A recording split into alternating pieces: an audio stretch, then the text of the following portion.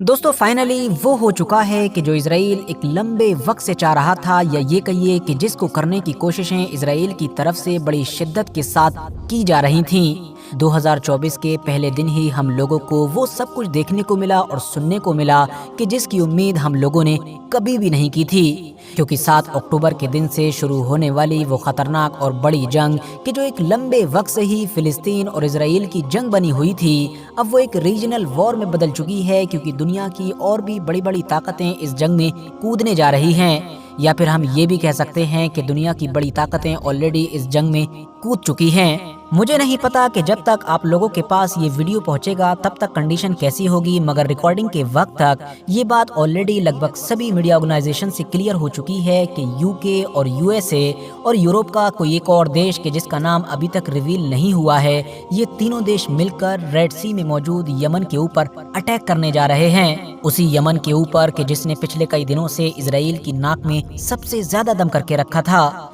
इन सारी रिपोर्ट्स के बाहर आते ही यमन के हूतियों का भी एक पूरा ग्रुप, मतलब कि जो उनके सीनियर लीडर्स वगैरह होंगे, वो सब ईरान की राजधानी तेहरान पहुंच चुके हैं। ऐसा माना जा रहा है कि वो लोग ईरान के साथ मीटिंग कर रहे हैं और इस चीज को लेकर पूरी प्लानिंग कर रहे हैं कि जब जंग शुरू हो ही गई है तो आखिर इसको कैसे लड़ा जाएगा।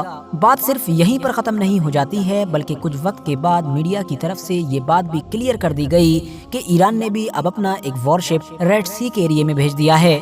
और ये सारा कुछ और इन सारे देशों की ये सारी एक्टिविटीज जो मैंने अभी तक इस वीडियो में आप लोगों को बताई, सिर्फ और सिर्फ कुछ घंटों के अंदर हुई।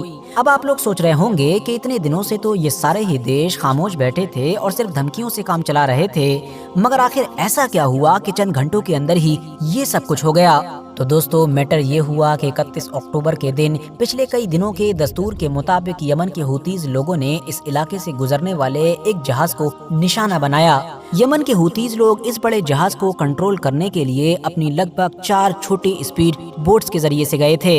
इन लोगों ने पहले तो अपनी पिस्टल के जरिए से इसके ऊपर अटैक किया और इसको चलाने वाले लोगों को ये वार्निंग दी कि वो फौरन इसको यमन की बंदरगाह की तरफ लेकर जाएं। लेकिन उन लोगों ने वार्निंग को इग्नोर किया। न सिर्फ इग्नोर किया बल्कि उस इलाके में अमेरिका की जो एक्टिव मिलिट्री वगैरह होगी उसको भी इन्फॉर्म कर दिया। नतीजा ये हुआ कि फौरन अमेरिका के 2 लड़ाकू हेलीकॉप्टर वहां पर पहुंचे और उन्होंने हूतीज लोगों की जो छोटी छोटी स्पीड बोट्स थी उनके ऊपर अटैक कर दिया। इस खतरनाक हमले में 3 स्पीड बोट्स तो फौरन डूब गईं, जबकि एक भागने में कामयाब रही। नतीजे में हूतियों के लगभग 10 सिपाहियों की मौत हो गई।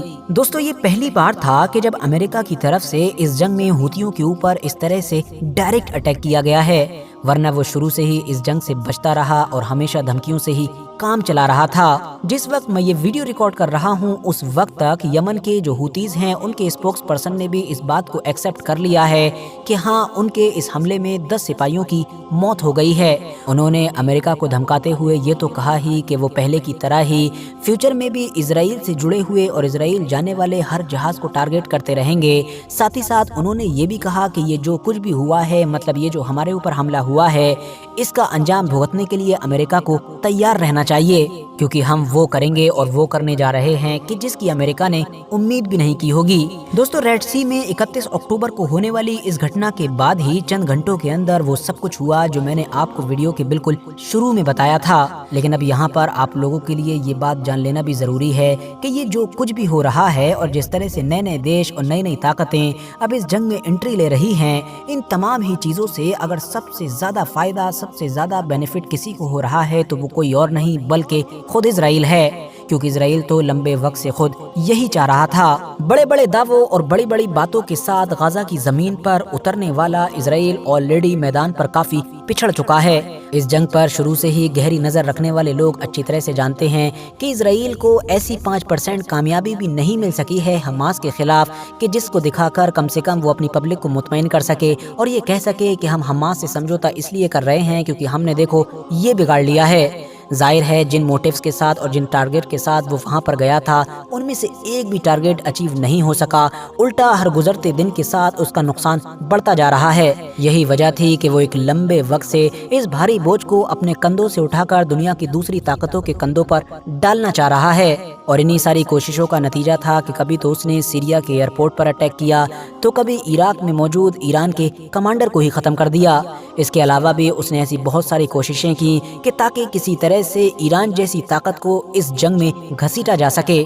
बस एक बार अगर किसी भी तरह से ईरान इस जंग में कूद जाता है तो जाहिर है मेरी तरफ से भी मेरा सबसे पक्का दोस्त अमेरिका या फिर बाकी यूरोपियन देश आ ही जाएंगे। जाहिर है पिछले कुछ घंटों के अंदर दुनिया में जो कुछ भी हुआ है उससे पता चलता है कि शायद इजराइल अब अपने इस मकसद में कामयाब होता हुआ नजर आ रहा है। बात सिर्फ यहीं पर खत्म नहीं हो जाती है, बल्कि इजराइल को एक और चीज में सबसे बड़ा फायदा होने वाला है। वो ये कि पिछले कुछ दिनों में आप लोगों ने देखा होगा कि दुनिया भर के मीडिया में सिर्फ और सिर्फ दो चीजों को ही लेकर चर्चा होती है।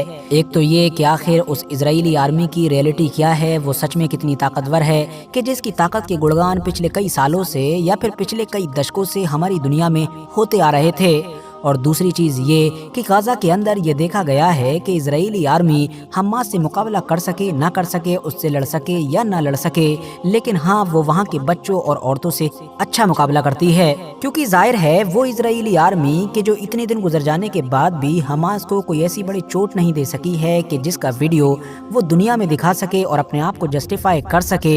वही इजरायली आर्मी दूसरी तरफ लगभग 20,000 से ज्यादा आम लोगों को मार चुकी है, जिसमें ज्यादातर बच्चे और औरतें शामिल हैं। अब अगर ये जंग एक रीजनल वॉर में बदलती है तो जाहिर है दुनिया भर की मीडिया में आने वाले दिनों में आप लोगों को इजराइल गाजा के अंदर किस हाल में है और क्या क्या कर रहा है ये तो देखने को नहीं मिलेगा, बल्कि देखने को ये मिलेगा कि रेड सी के अंदर क्या हो रहा है, हुती ने कब अटैक किया, अमेरिका ने हुती के ऊपर कब अटैक किया, या फिर ईरान का क्या रोल है और यूके का क्या रोल है। मतलब जो मीडिया का फोकस होगा वो इजराइल और फिलिस्तीन की बजाय अब रेड सी में दिखाई देगा, और यही शायद इजराइल की अब तक की सबसे बड़ी कामयाबी होगी। दोस्तों हम ये कह सकते हैं कि अब हर गुजरते दिन के साथ या फिर हर गुजरते घंटे के साथ दुनिया के ऊपर एक बड़ी जंग का खतरा मंडराने लगा है।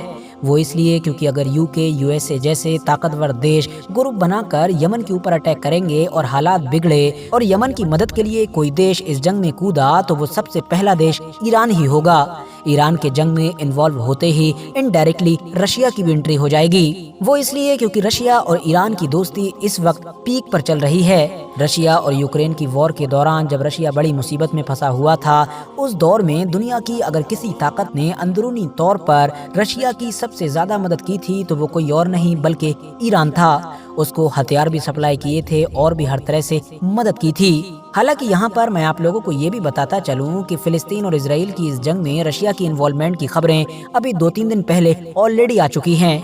वो इस तरह से कि आपको याद होगा कि इजराइल इस पूरी जंग के बीच में वक्त वक्त पर कई बार सीरिया पर भी अटैक करता रहता है। शुरुआती दिनों में ही रशिया की तरफ से वार्निंग भी दी गई थी कि सीरिया में ये सब कुछ करना बंद कर दो वरना अंजाम भुगतने के लिए तैयार रहना। इजराइल की तरफ से उस धमकी को इग्नोर ही किया गया है और उसके बाद भी ये देखा गया है कि कभी कभी वो सीरिया के कुछ खास ठिकानों पर अटैक करता है। मगर अभी 2-3 दिन पहले ही अचानक से मीडिया रिपोर्ट्स में ये दावा किया गया कि पहली बार रशिया की तरफ से इजराइल के ऊपर इस इलाके में एक्शन लिया गया।